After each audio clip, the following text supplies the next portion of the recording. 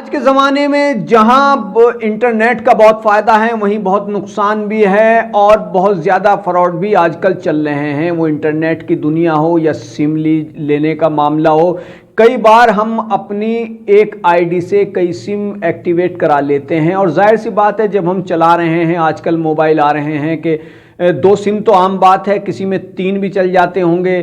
तो ऐसे में अगर हम अपनी आईडी से 2 या 3 सिम चला लें तो इसमें हम चला रहे हैं तो कोई दिक्कत की बात नहीं, लेकिन कई बार हमारी आईडी से कोई ऐसा नंबर भी एक्टिवेट होता है कि हमको मालूम ही नहीं होता।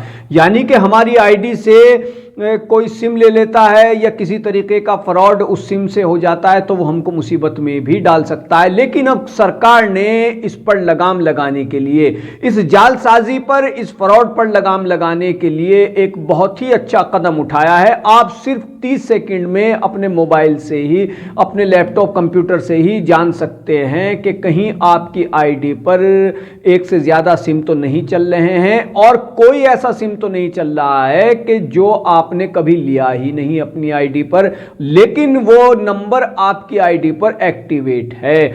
आपको अगर ये पता लगता है तो आप उसकी बाकायदा इस पोर्टल के माध्यम से, जो कि सरकार ने लॉन्च किया है, शिकायत भी दर्ज करा सकते हैं।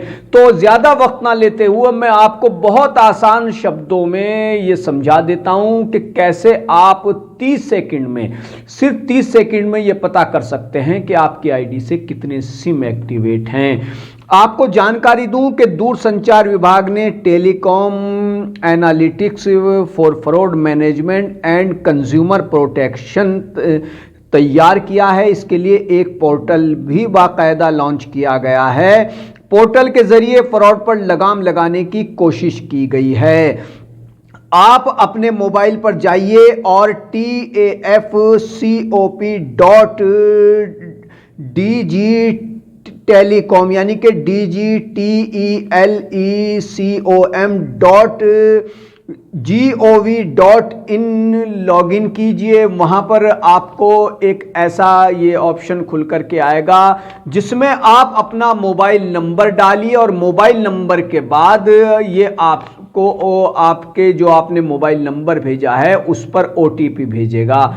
आप इस OTP को यहां पर फिर दर्ज कीजिए। दर्ज करने के बाद क्लिक कीजिए और क्लिक करने के बाद आपने कितने सिम ले रखे हैं इसकी पूरी डिटेल यहां पर आ जाएगी। यानी कि आप इस, जो मैंने आपको आसान ज़बान में बताया है और मैं आपको यहां स्क्रीन पर भी दिखा रहा हूं, आप आसानी से हिंदी में पढ़ सकते हैं, स्टेप बाय स्टेप जा करके पता लगा सकते हैं। और आपको OTP आएगा, OTP डालिए, फिर आपके सामने सारे नंबर खुल जाएंगे। अगर नंबर आपके सिम पर एक से ज़्यादा चल रहे हैं वो भी आ जाएंगे, और अगर आपके सिम पर, आपके आईडी पर सिर्फ एक ही सिम चल रहा है कि जो आपने यहां पर जिसकी OTP आई है, तो फिर वो कुछ नहीं खुलेगा और बता दिया जाएगा कि सिर्फ यही सिम एक एक्टिवेट है।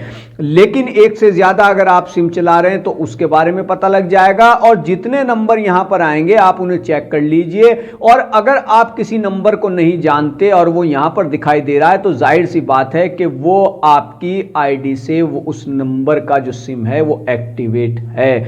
अब आप उसकी यहां पर शिकायत भी दर्ज करा सकते हैं। उस नंबर पर क्लिक कीजिए, आगे सारी प्रोसेस आपकी समझ में खुद आ जाएगी जब आप इस पोर्टल पर जाएंगे और लॉगिन करेंगे।